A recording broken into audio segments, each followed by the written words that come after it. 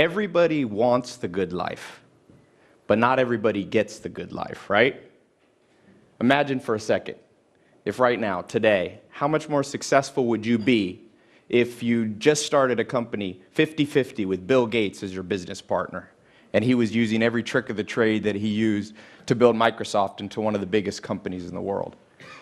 Imagine how much money you'd have in your bank account today, how much more money, I should say, if Warren Buffett was teaching you how to invest in the stock market, showing you what he used to build Berkshire Hathaway into a $140 billion company.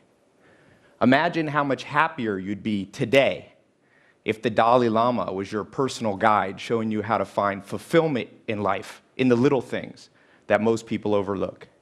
Imagine how healthy you'd be today if, when you woke up, you went down to your gym, and Arnold Schwarzenegger was waiting there. He was your personal trainer, right? Showing you how he built his body into the most fit body maybe ever, right? Imagine the change you would be making in the world, the injustice you'd be solving today if Mother Teresa and you were running a charity together, and she was showing you what she learned on the streets of Calcutta, helping poor, the sick, and the dying. Mentors have the power to do this in your life. I think everybody here recognizes the importance of a role model. But in the next few minutes, I'm going to show you how mentors are more powerful than you can possibly imagine in their ability to transform your life.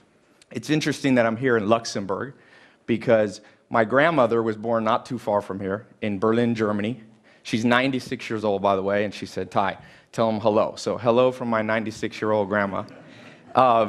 She said there was a role model, a mentor that I had when I was a little girl. She was born in 1918 in Berlin, and she said, we had a renter in our house, Edith Knox, who was a famous piano player from California in the 1920s. And she said, "Tai, this woman made such an impression on me." She rented a room for a summer, and she said, Edith Knox wore pants. My grandma said I'd never seen a woman wear pants. Apparently in Germany in the 20s, no women wore pants. And not just regular pants, she had an orange jumpsuit on. And then she'd play the piano, and Edith Knox every hour would stand on her head for exercise. And my grandma was like 7, and she said, "Tai, I thought, if that's how women are in California, one day I'm going to move to California." And sure enough, she ended up in California. That's the story, part of the story of how my family ended up in California. And I'm from California. I flew here. Took 20 hours to get here. And I'm from Hollywood specifically. So Hollywood, the land of dreams. Or for most people, it's the land of broken dreams. Every year, 100,000 people move in and out of Hollywood. Some come to be movie stars, actors, singers, writers, comedians. Most go home empty-handed. And so I live up in the hills, and I'm surrounded by all these celebrities. I have one on my left, one on my right, and I often think, why did these celebrities make it? What did they do differently that allowed them to make it? Because in Hollywood, everybody wants something, but not everybody gets what they want. So I want to talk a little bit about that today, because life is short. I think we all realize the sands of time quickly can slip by in your life. And you don't want to be old when you finally get the good life, or too old, right? It's like the Dutch saying, we're too soon old, too late smart. Steve Jobs said, I didn't want to be the richest man in the graveyard. And I realized this. I remember back, I was younger, and Alan Nation, one of my mentors, he had told me, he said, Tai, he said, what did you want to be when you were 16? That's the truest version of yourself. What did you want to be when you were 16? And I remember at 16, I wanted to find the good life. You know, Aristotle talks about eudaimonia, his definition of the good life: health, wealth, happiness, love, all those things. And I remember going, it's too hard. How am I ever going to figure this out? There's so many hard questions. I'm 16. I got to figure out what college I'm going to go to, what religion I'm going to follow, who I'm going to marry, what politics, where to live, what career and path to pursue. And I had this idea. I was like, I know the perfect idea. What I'll do is I'll find one person. I thought this was so genius. It turned out to not be so smart. But I'd find one person who had all the answers. So I wrote a letter. The smartest person I could think of was my grandfather. So I wrote this letter, and I was like, will you tell me how to design my life? TED is about T-E-D. The D is about design, the designed life. So I said, will you help me design my life? And I was so excited. 4 days later, I got this letter back from my grandpa. I read it, and it said, sorry, Tai, I can't help you. The modern world's too complicated. You will never find all the answers from just one person. If you're lucky, a handful of people along the way will point the way. And I was like, right, so much for my shortcut. But 7 days later, a package came. It was books. My grandfather had a 20,000 book library, and he had sent me some old dusty ones, 1,000-page volume, 11 books. The Story of Civilization by Will and Ariel Durant. And I was like, 1,000 pages? This is too much, right? But I see now he was giving me a hint. I didn't understand it, that there's this myth that you have to go inward to find truth. But the truth he was saying is you have to go outward. If you can download the consciousness, the mindset of people who have gone before you, the smartest, the wisest, the most intelligent, the most experienced people, then you will get what you want. And so I went on and I started writing down note cards, and I call them mental shortcuts, and I was reading these books, and then I started traveling. I went to 51 countries. I would read a book and I'd say, let me go visit this person in person. So I went to New Zealand, Australia, South America, Argentina, Ireland, all over the world. And I was focused on those 4 things: health, wealth, love, and happiness. I decided to focus on health and happiness. I lived on for 2 years with Joel Salatin on his famous sustainable agriculture, or his organic farm. And then I spent 2.5 years with the Amish, no electricity, trying to see what was life when we lived in community. And made one mistake. I forgot about money. That's one of the things. And so eventually I ran out of money. And so I had to do the thing nobody wants to do. I had to call my mom and be like, Mom, I know I'm an adult, but I don't have any money. Do you mind if I come stay at home till I get back on my feet? She said, sure. She had a mobile home in Clayton, North Carolina. I went, and she said, sorry, Ty, I don't have a room for you, but you can sleep on this couch. And so I remember laying there at night and like, did I mess up? Did I miss out on the good life? Here I am. I have no college degree. My skills, I could milk a cow at the Amish. That wasn't a very marketable skill. I had like $47 in my bank account. And I didn't have a car. I actually had a car, but it had holes in the floor. Somehow it rusted through, and if you accidentally would put your foot down, it would like chop your foot off. So I didn't want to drive it anywhere. I didn't want to pick anybody up in that car. So I remembered back to what my grandpa said, though. He said, look outward. So I started asking around, will somebody help me? And my uncle said, you know what, Ty, you need somebody who's going to show you how to make money. So I was like, great idea. I'm going to go find somebody. But I didn't have any gas money. So I was stuck there at my mom's house. I had $40. So I walked to the kitchen. That's what I could afford to do. And I found a Yellow Pages, and I opened up this Yellow Pages, and I looked in the finance section.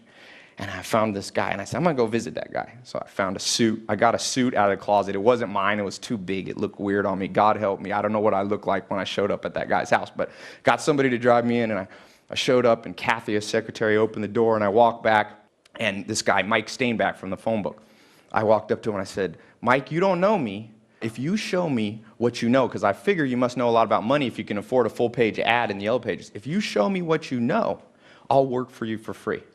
And I'll never forget, he was sitting in this chair, he had a big mustache. He looked kind of like Tom Selleck. He was sitting there, and he just rolled his chair towards me, and he said, you know what, Ty? I've been looking for someone like you for 20 years. Show up in the morning, I'm going to show you what I know. And sure enough, he did show me. And he began to mentor me on business. And now I'm an entrepreneur, I'm an investor. But I've continued on that path, traveling, finding mentors, reading. I read a book a day. I have a little book club I write. And what I found in my research is that I wasn't the abnormal path. Mentors, your ability to copy, is the biggest predictor of the success that you will have in life. As Picasso said, good artists copy, but great artists steal, right? And I looked around, and it's interesting.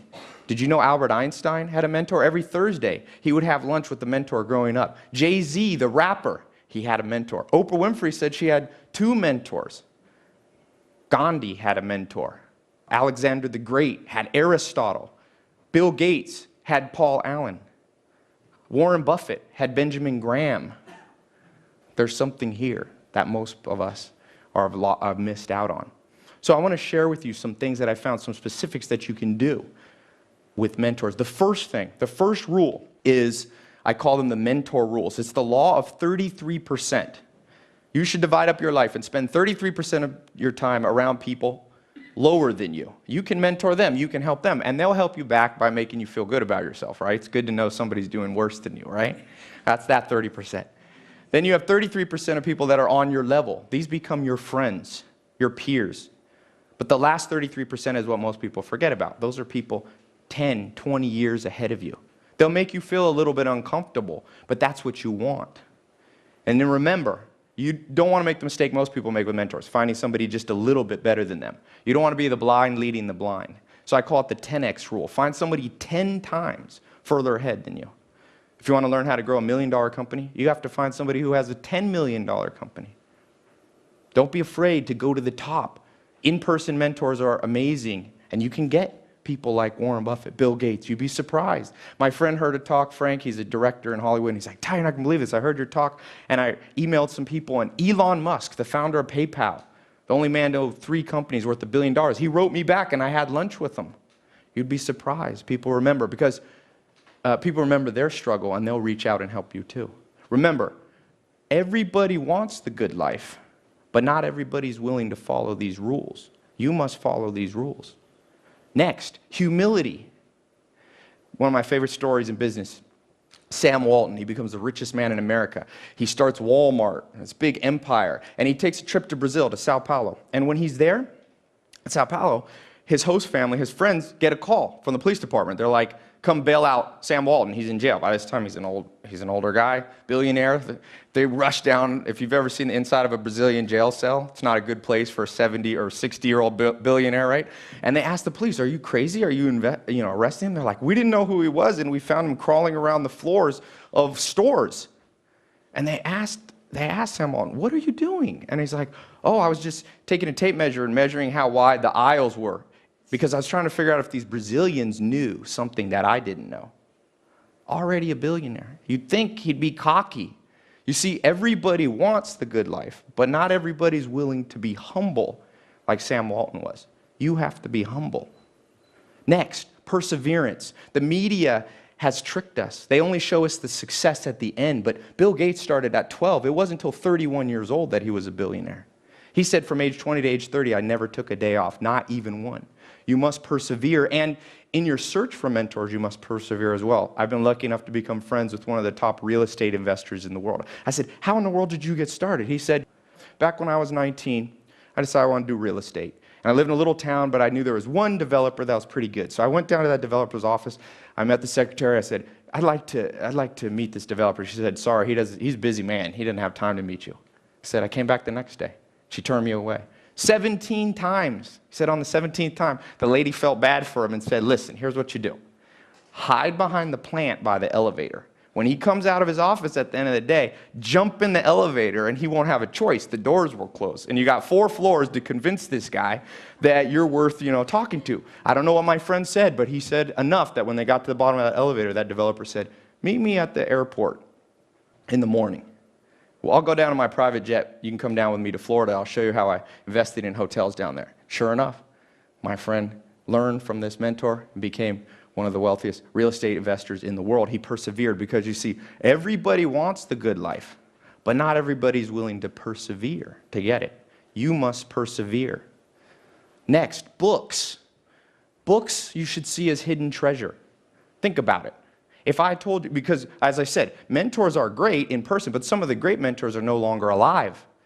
Shakespeare, Darwin, Freud, Mahatma Gandhi. But if I told you all those people were in my house, they're going to be there this Saturday answering questions, magically I can make that happen. Would you show up at my house? Of course everybody would buy a plane ticket and end up in California. They are there in my house. They're on my library. They can be in your library too. Talking about Sam Walton. This is a man who made $160 billion for himself. More than all the other billionaires basically combined. He wrote a book on his deathbed. How many people have read it? It's a tragedy that not every business person's read a $5 book by a man who built an empire. But it's because the modern education system has turned people off from books. You got to rewire your brain. Let me show you a few quick tricks. First thing is stop seeing a book like a one-time event.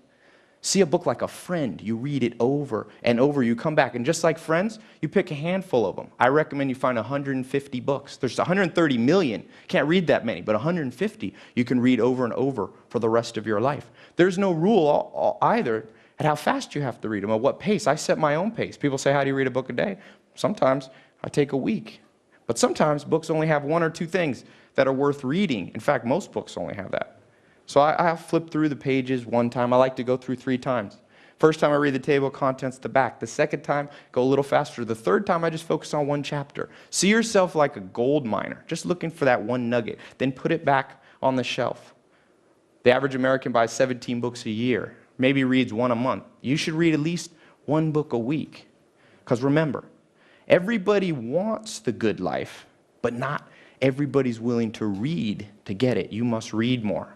And lastly, Stoic versus Epicurean. One of the first books that I read, this 11-set volume that I got from my grandfather, there was a quote that I wrote down. A nation is born Stoic and dies Epicurean. Stoics were people willing to sacrifice present pleasure for something better later. You could say they were investors. Epicureans lived for now. They were consumers. They said you only live once. There's a saying, if you're in a room and you don't know who the sucker is, you're the sucker. You never want to be the sucker. Guess what the media wants to do? I could tell you, I'm from Hollywood. They bombard you. We see on average 2,000 ads a day. They're trying to sell you something. Luxury comes at a cost. It comes at the cost of killing your hopes, your dreams, your ambitions. So toughen up a little bit. Be a Stoic. When's the last time you went a week without eating sugar?